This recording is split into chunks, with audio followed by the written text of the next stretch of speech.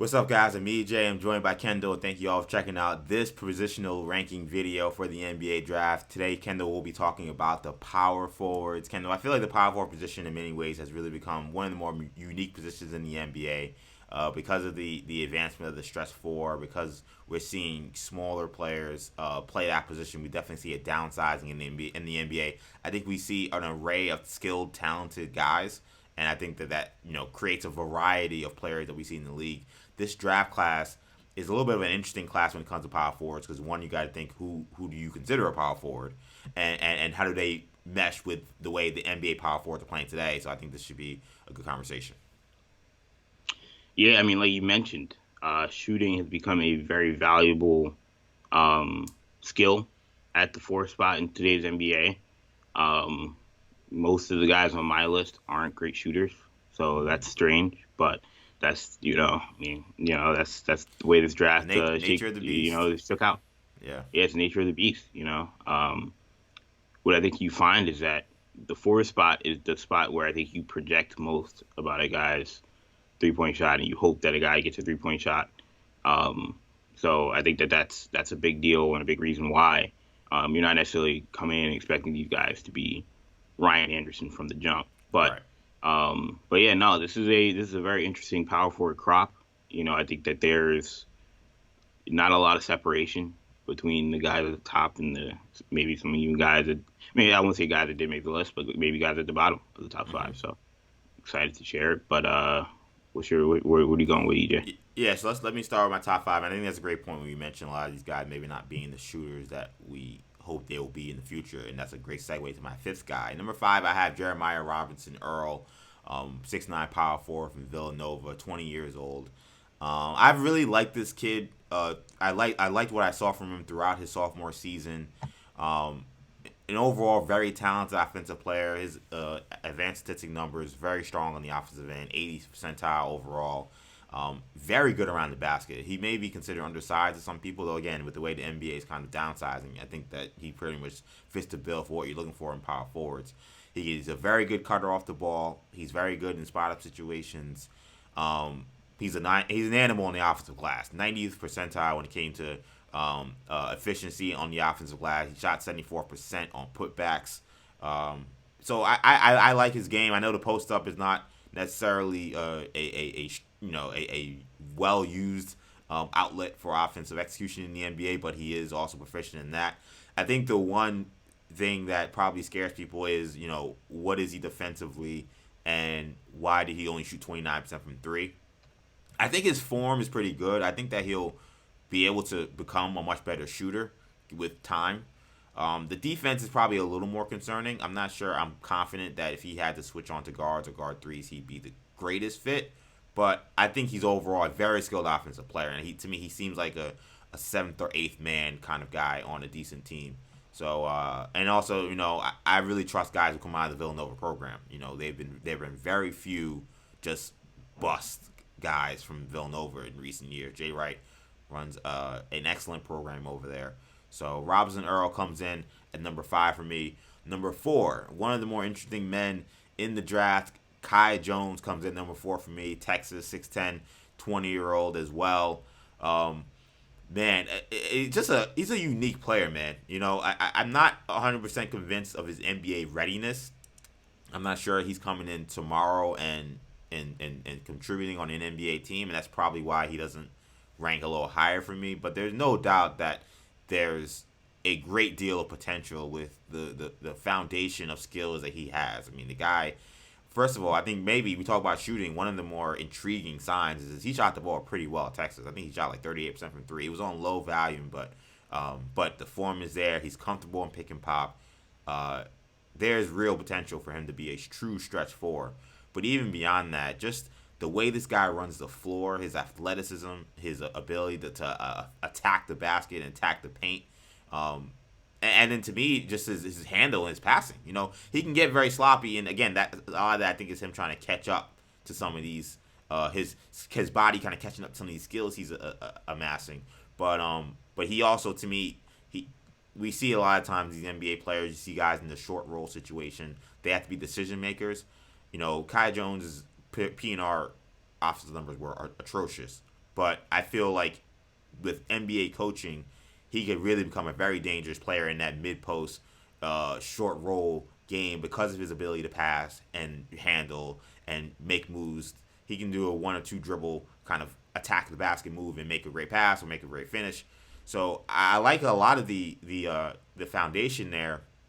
Kid's a really good athlete. It's just a matter of putting it all together. That comes to work ethic. That comes to player development. So we'll see where that goes, but I think there's a lot to like with Kai Jones. So he comes in at number 4 for me. Number 3, I went with USMAN GARUBA, 6'8", power forward from Spain, played for Real Madrid last year. This guy is a maniacal defensive player. I think that when you think of the best defenders in this draft, you think of him, Davion Mitchell, Franz Wagner, and Evan Mobley probably. And to me, he's in that elite class. For a guy who's 6'8", he gets a ton of shot blocks. He's one of the best shot blockers probably in this draft. He's energetic, uses his hands well. Multiple positions we see he can guard. We even got a chance to see him go mano-a-mano with some of the best in the world playing in exhibition games for the Spanish national team. Obviously, he's playing in the Olympics as well. Really good passer. Another guy, pretty decent ball handler. He projects also as a very dangerous, potentially mid-range, mid-post, short roll offensive threat.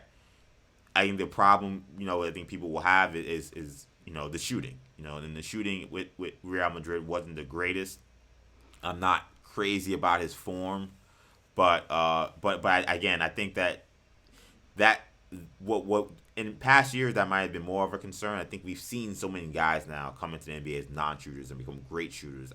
I have confidence that given the work he did with Real Madrid, given their confidence in him to take those shots, that when he gets to the NBA, he'll be able to improve. But man, just an excellent defensive player and a guy who I think has a pretty high ceiling. Like I said, don't like to compare guys to future Hall of Famers. And when we did our comparison video, I said Ronny Turiaf. But if there's any player I've seen to come out of the draft since Draymond Green that reminds me of Draymond, it's USMAN GARUBA. So he comes in at number 3. Number 2, maybe the big surprise to maybe the viewers at home, not necessarily to maybe Kendall and I, because he knows how I feel about this guy, and I think he feels similarly. I went with FILIP PETRUSEV, Serbian power forward, and some people may consider him a center. I put him at the 4 because of the skill set. The guy is an excellent shooter. Truly a real floor spacer, who can pick and pop, who can spot up and shoot. He can shoot with tight closeouts. He can shoot with defenders on him. He's the kind of floor spacer that you look for at the 4 position. He's also really good in pick and roll coverage, or at least he's solid, in terms of defensively. So I think if you're concerned about him being in positions where he has to play out on the perimeter, I think he's pretty solid. He can be a very dangerous finisher as well at the basket. He can finish with toughness and strength. Not necessarily a rim protector, which is why I put him at the 4, because I feel like you put him at the 5, you're getting nothing in terms of protecting the rim. So I said before, he reminds me a lot of Bobby Portis. I think he'd be a late round steal. Guys who come in through the Adriatic League averaging 22, 23 points. Those guys usually, if they make their way to the league, they're usually pretty good. This guy at 21 years old putting up numbers he did. Very impressive season. Petrusev comes in at 2.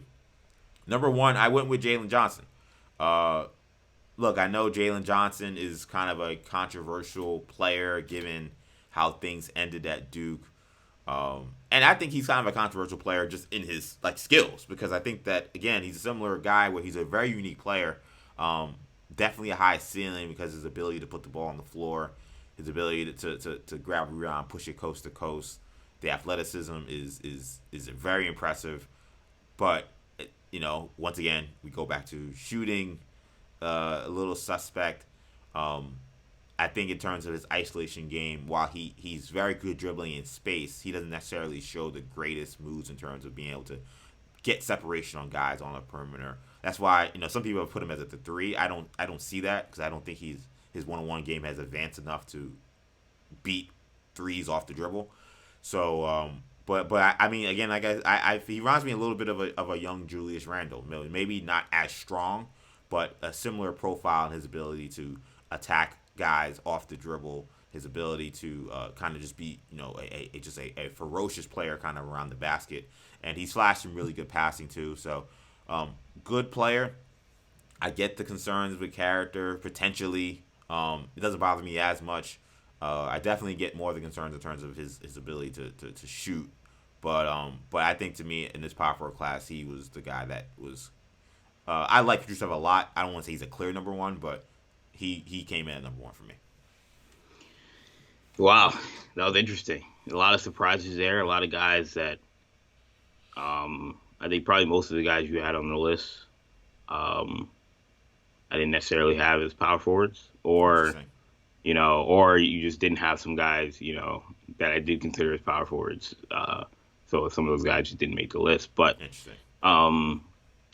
at number 5 for me, I guess I'll get it started. I'll start at the University of Texas, but not Kai Jones. Greg Brown, the freshman out of Austin, Texas, who obviously came into Texas as a 5-star recruit, top 10 player in the country, likely lottery pick, who had a very, very up and down freshman season at Texas. He was playing mostly out of position next to Kai Jones, next to Jericho Sims at the 3, something that he wanted to do coming out of high school. And it wasn't the greatest fit. I think he's a guy that likes to play on the perimeter and show that he has these Kevin Durant, skills.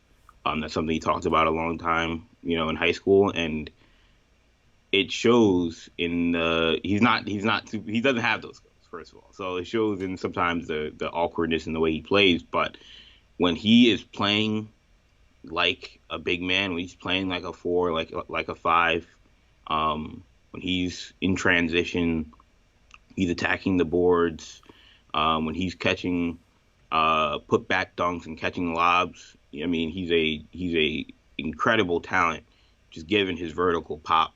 He's quick on his feet. I think Greg Brown, a lot of what is going to make or break Greg Brown is, 1, the jump shot. Will he be able to consistently hit the 3? But 2, will he be comfortable playing as a big? Because if he is, I think that's a guy that, reminds me a lot of Josh Smith. And Josh Smith had some similar issues. He's not as strong as Josh Smith, not as quick laterally as Josh Smith. But in time, could those things come? Potentially. He's an incredible athlete. Yeah. He's a very, very boomer bust guy. At number 4, I'm going with Jalen Johnson, who you had at number 1. Okay. That's a very stark difference, but I don't know if we feel that differently about the player. I am also a fan of Jalen Johnson. I agree with the Julius Randle cop. I said for a long time he reminds me of the young Julius Randle in Ben Simmons' body. It's a very weird, thing. He's probably, he's not, because he's not in the young Julius Randle's body, he's not as dominant as Julius Randle was. That guy was, that guy was that guy in Zach Randolph's body, Right. Yeah. So it's a little different. But yeah, he's got the guard skills. He's got the handle. Similar to Julius Randle, he can pass, but he's not, he's not Ben Simmons because he's not a point guard. He's a guy who can handle. He's a guy who can, run the break, and he can start, your offense, start the fast break, grab and go type of player. In the half court is where he struggles. Similar to guys like Simmons, similar to guys like Randle. He's a guy you want with the ball in his hands in transition. In the half court, he doesn't really have a role right now. And so that's the concern for me with Jalen Johnson is he has to be a shot maker if he's going to be able to get on the court at some point in his career. And look, the character concerns, they go a little bit beyond Duke. He was at IMG and he left, abruptly his senior season at IMG. Obviously, he transferred to IMG from his local school in Wisconsin, then left IMG, didn't play his high school his senior season, goes to Duke, and then doesn't play. Only plays half the season. So there are some questions about what's his mental makeup. But when I'm talking about drafting a guy in the mid first round, I'm not as worried about that because if he has all-star talent, and if we can figure out the other parts of it, then he can end up being a really good player. At number 3, I'm going with Scottie Barnes, a guy that EJ had. Would you have 1 on your small forward list or 2? He was 2. He was a very close with him and Kuminga. He came in at Right. 2 though. I know you were very high on Scottie Barnes. Mm-hmm. I tend to be, I like Scottie Barnes. I don't really know how this lines up with the rest of, the people, the rest of the draft analysts. But to me, he is probably still a top 10 player in this draft. But I think he's a 4. I think given in today's NBA, the 4-man, I would like my 3 to be able to play on the perimeter. I feel like he's a guy that if he doesn't have the ball in his hands, will be playing mostly in the dunker spot, mostly in the mid post. And if that's the case, he still is going to have to work on the jump shot at the 4. But I think as he gets stronger, as he gets bigger, he will be more of a Draymond type. I don't necessarily think he's as good as Draymond. Defensively, I don't think he moves as well. I don't think he'll be as versatile, but he's still a high level defender. But the things that you love about Scottie Barnes, again, the tenacity, the winning mentality. This is a guy that came off the bench at Florida State, so he's not gonna have any ego. When he gets to the league, he's a guy that just does what it takes to win. Right. He's an ultra sort of connective tissue kind of piece for an NBA team. So I think, I don't know if the ceiling is super high on Scottie Barnes. It is. It is if he ever becomes a lights out shooter, but I don't know if that'll ever happen. But will almost certainly be a rotation guy. So I'm willing to bet on Scottie Barnes in that regard. At number 2, I've got USMAN GARUBA, who EJ mentioned. Again, I think we have similar opinions of GARUBA. Really, really good player at Real Madrid. It's rare for a draft first round draft prospect to start and get starters minutes on a team like Real Madrid. It's even more rare for that guy to have gotten starters minutes for Real Madrid 2 years in a row. Right. The last time I saw that was Luka Doncic. I was going to say, and do that in the post-Luka era also. Yeah, before that, maybe Ricky Rubio. And other than that, you almost never a team. For a guy at the top of the EuroLeague playing, real starters minutes for multiple years. The experience, he's going to come in right away and be an NBA level guy. I don't know if he is what he is. Like, if Luka was what he was for Real Madrid, he was the MVP and he was the best guy, and then he came to the league and was that kind of player. GARUBA, was a dirty work guy, and that's why they played him. They played him to defend, rebound, and hit open shots and dunk, and that's what he's going to do when he gets to the league. But there will be no rookie wall. There will be no transition period, I think, for USMAN GARUBA. I think he's going to come in right away, and whatever team gets him, he's going to get a guy that's going to be playing day one. He's going to defend. He's going to rebound. The jump shot will have to improve, but he's similar to someone like Kai Jones, like you mentioned. He's shown flashes of being able to hit jump shots.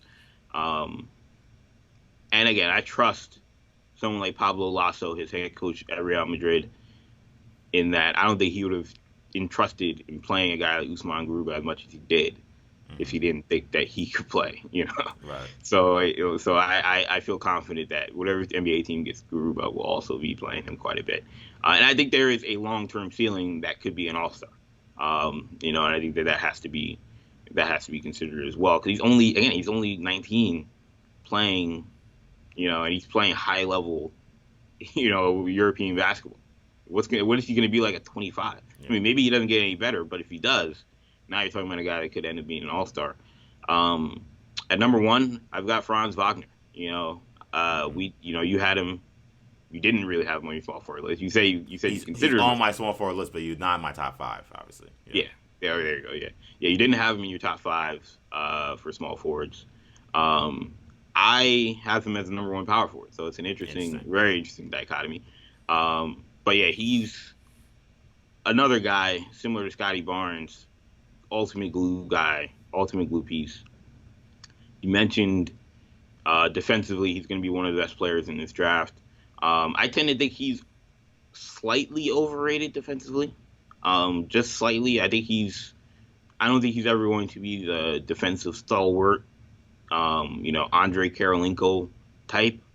But I think he'll always be a solid and capable defender, and a guy that on an NBA team may wind up being your Mikal Bridges, quote unquote, or your guy that we put on the team's best player to slow him down. He doesn't have many weaknesses. He's very, very, very, very versatile. Can shoot the basketball, can handle on the perimeter. Definitely has to get stronger, but he's a young player.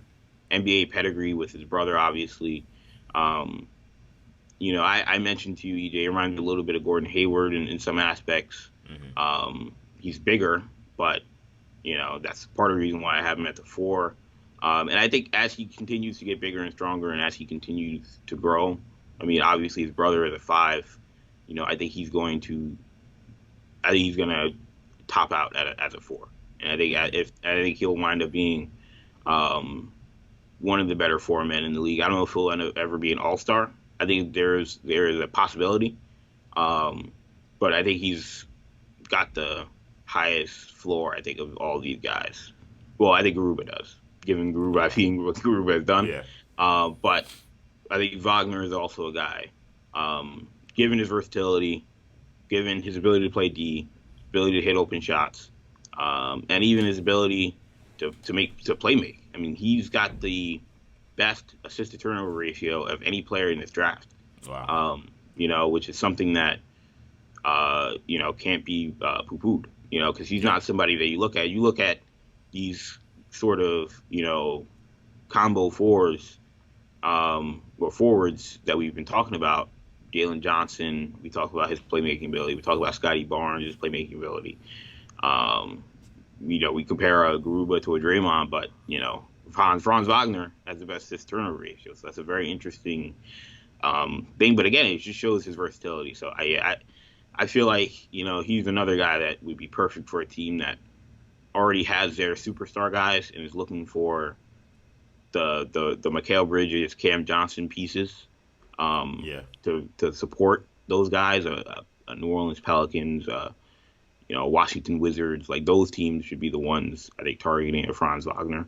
But if I have him as the number 1 power forward, he's more than likely going to go to a top 10 team, or top 8 team. So maybe a team like Golden State takes a look at him. Yeah, when it comes to Wagner, I know we spoke a lot about him in the small forwards video. I don't want to go through everything in terms of my critiques with him. I do feel like if he was a power forward in my rankings, which I think he definitely will get time at the 4, he probably would have came in at the number of the day, number 4 for me. I think I probably would have had him ahead of Kai Jones there. I think with Wagner, it's just a matter of, do you think his offensive skills translate to the NBA is my biggest question. If they do, then he's much higher, because I think more highly of his defense than you do. It's the offense. The numbers look great. There's some tape that looks good. I just sometimes question if those skill sets are NBA level, and I'm not sure with the shooting. I'm not sure with the playmaking. So that makes me hesitate. When it came to the rest of your list, we both think highly of GARUBA. That's not too surprising. You had Greg Brown at 5. I had him at 8 on my power forwards list. I was expecting you to be like, I had Greg Brown at 13. No, I think, look, Greg Brown, you can't deny the athleticism. You can't deny the instincts that he has. And I think that when he locks in as being kind of that dunker spot guy, that cutter, that run-in transition guy, he could be very dangerous. And I think that there's a defensive potential that maybe he hasn't quite unlocked that is certainly possible. Especially the rim protector. Yes. A weak side rim protector. Right, and that's why I get what you're saying when you go with the Josh Smith thing. It's just, we just seen it so few and far between. It's just, to me, it's really a shot in the dark. Like, it's there's definitely evidence that he could definitely be a difference maker at the 4. I agree. I don't think he's a 3 man. I don't see that skill set. I don't see that those instincts to play off the ball in the perimeter like that. But when he's in that 4 spot running and jumping, he's a very exciting player. I will say real quick about that. I think him playing on the perimeter will help him as a forward. Having those skills, having the ability to handle, having the ability to shoot, while it can't be something he does full time and consistently. Having those abilities when he gets to the 4 spot, maybe it helps him in the post. Maybe it helps him, in mismatch situations. Being a 4-man that can handle the 3. Like those things aren't like Josh Smith. Like Josh Smith. When he was playing the 4 consistently, like it was like, man, you have a, it's like LeBron. Putting LeBron at the 4. This is an ultimate mismatch. Problem was when Josh Smith was floating on the perimeter and shooting jump shots. Right. Exactly. And I think that Greg Brown has a similar issues. If you have him going up against NBA level 3-man defenders, I don't think he's doing anything against those guys offensively. But a slower 4-man, could he pump fake that guy and drive baseline and do a windmill? Absolutely. So it's like, it's not to say that he doesn't have any skills. It's just, do those skills translate? Where do those skills translate to in terms of the best position? I think we both agree it translates better to the 4. I think there's a ceiling there. I just, because of the question marks, I couldn't put him higher. You do not have Filip PETRUSEV at all on this list. Do you consider him a center? I consider PETRUSEV a center. Yeah, 100%. Okay. I think he's. And when I first did my notes and my scouting reports, like when I wrote my scouting reports earlier, this spring, I wrote down center. But then when I went to my rankings, I kind of thought about it. I actually more considered him a power forward. And I think, again, the big thing for me was the 0 rim protection. I think the same thing was with Sandro Mamukelashvili, who I also put as a 4. Because to me, if you can't defend the rim, I just feel like I have to have another guy out there who can. And this, because too many teams, too much of what they're trying to do is paint touches, paint shots. So, at this time, back in the day, yes, they were also trying to get in the paint, but a lot of it was through post-ups. So having a rim protector, quote-unquote, wasn't as important as long as you had a guy who could defend the block. That's not as important anymore. So to me, I tend to agree. Yeah. I guess the problem is, for those guys, like, at the 4, do they have any of the quickness or foot speed to be able to guard? It's the same problem with an Alperen Sengun, who also, doesn't really give you much rim protection. But and I think it depends. I don't think any of those guys have the ability. And to look, play. I think and again, I don't want to beat the Bobby Portis drum to death, but again, he's who I compare PETRUSEV to, and to me, we saw in the Nets series he was unplayable.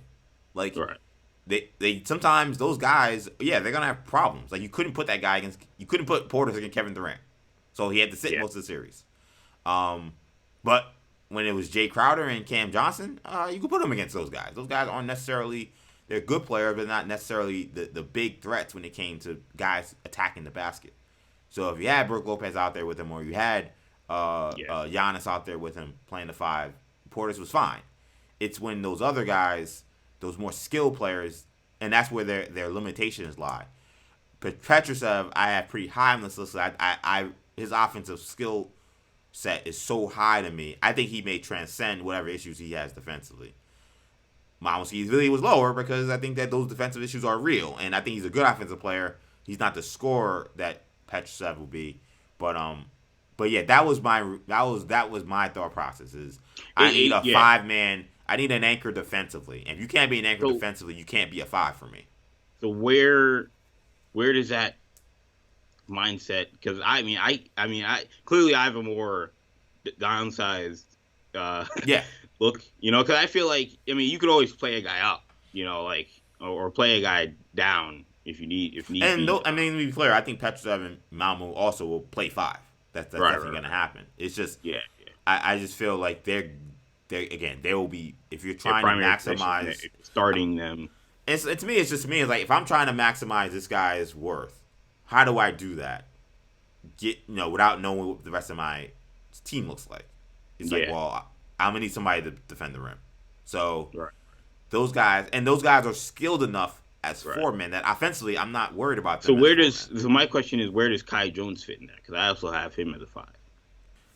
Yeah, so with Kai Jones is interesting because unlike the issues with Mamu and with PETRUSEV when it comes to defense, those don't exist with Kai Jones. I mean, Kai Jones can guard really like 3 through 5. I mean, he's so athletic. He's so good on the perimeter. I don't worry about him defensively, and I think that, in fact, if you're able to have a true second, rim protector on the court with Kai Jones, also protecting the rim, guarding guys on the perimeter, I think that you would be in pretty good shape. So I think for me, when it came to him as a 4-man, I think it came to his skill set. I think that unlike, it's like just like the question with Greg Brown when it comes to 4-3. Like, I think that to me, putting him in the 5 is just kind of stifling his offensive potential. I mean, this guy really has, a true foundation for someone who could maybe be a one-on-one threat on the perimeter. So you want to give him some of those opportunities. NBA is playing almost 5 out now, so I mean, maybe you can get him those chances at the 5, but I think that you're more likely to put him in those positions at the 4. And then like the other thing was, again, his PNR numbers were just atrocious. As the role man this year, I think he was in the 17th percentile. I have it written here. The 12th percentile as the pick and role man offensively. He just wasn't effective in that role. I think that again, when they teach him some of the more refined things of being, pick and pop game. What was that?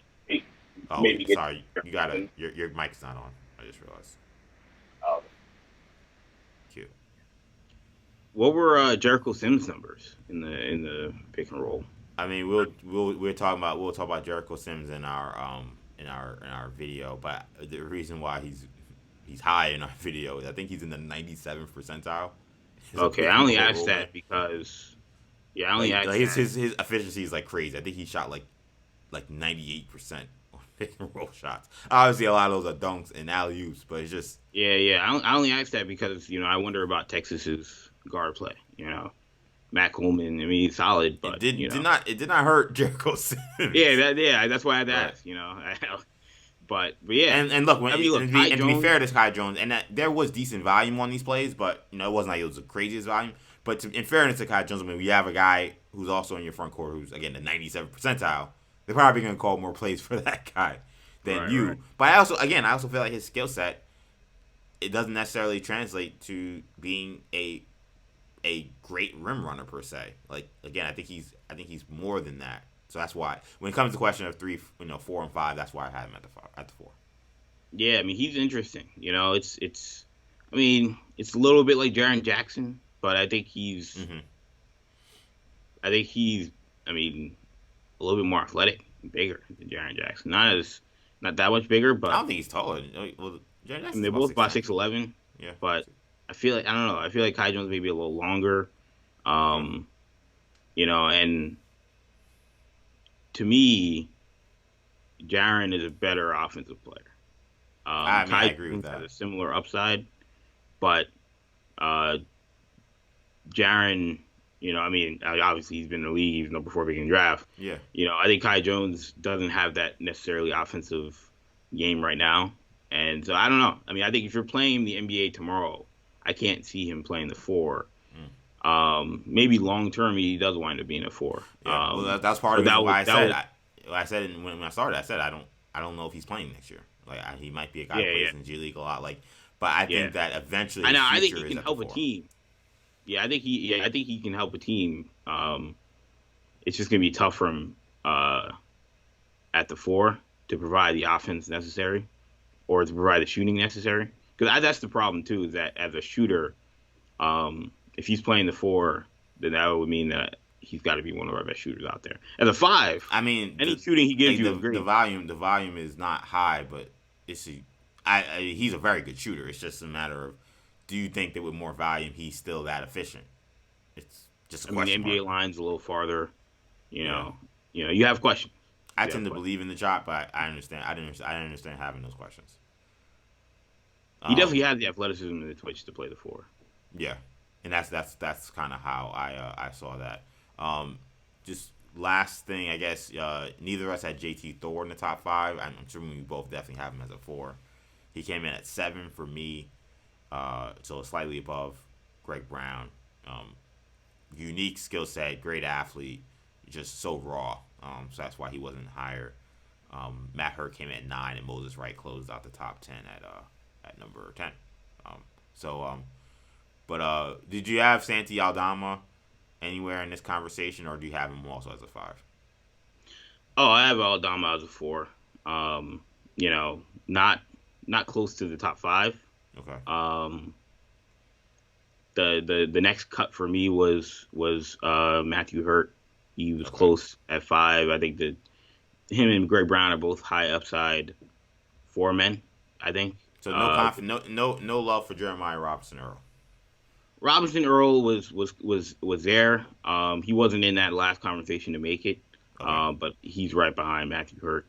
To me, there's a little bit of James Michael McAdoo in just like the issues, but I think he could wind up being a good player. But I think there's also there's a lower floor than I think we may think. Okay. Similar to what you asked about a guy like Franz Wagner, in that what does Robinson-Earl do that is going to be NBA level from the jump? He's got an NBA level physical profile. Yeah. He's got some skills, but is it going to be enough for him to be a starter or even a rotation guy, or is he an end of the bench guy? That's my question. Makes sense. Well, what do you guys think about our Power 4 rankings? Make sure you guys leave a comment in the comment section. Of course, like this video if you enjoyed it. Of course, you can subscribe to the channel, New Generation Media, for more draft content. And also, we're hoping to do a mailbag soon with your questions, not just on just Power 4s, but just your questions, period, on the NBA draft. So if you have any questions you want us to answer, leave it in the comment section. Or, of course, you can email us at our email address, newgenerationmedia@gmail.com. That'll do it for now. Thank you guys for checking us out. For Kendall, I'm EJ. Take it easy, guys. Peace.